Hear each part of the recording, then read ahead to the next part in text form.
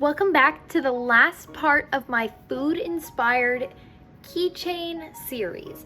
And today, for our last part of this series, we're gonna do an Oreo keychain. I have already done the chocolate chip and the M&M, so if you wanna go check those out, go over to my channel, or I will put a card above and a link down in the description below if you wanna check those out. But the materials you're gonna need for this pattern: a black and a white worsted weight yarn, a 4mm crochet hook, a pair of scissors, and a yarn needle, and of course the keychain. I got these off of Amazon in a pack of 100, so if you don't have any of these, go over to Amazon. They're really inexpensive. We're going to start with our black, and you're going to begin with a magic circle.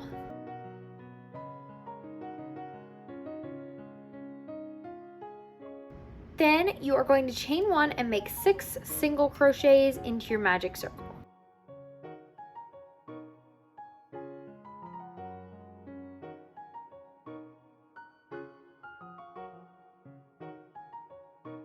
Pull your tail tight and slip stitch to your first stitch.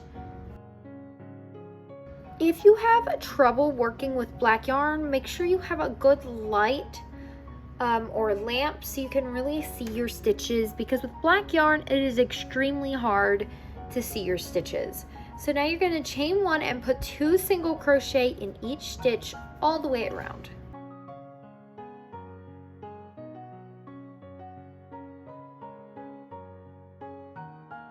Slip stitch to your first stitch.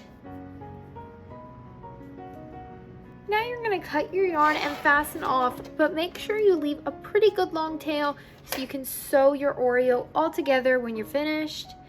And now you're going to make another piece exactly like this one, so 6 single crochets, then just double each stitch all the way around. I'll see you when I finish there. I finished both of my cookie pieces. Now we just need to crochet the cream for the inside. So you're going to pull out your white and make a magic circle. Then for the cream, all you have to do is make 8 half double crochets into this magic circle.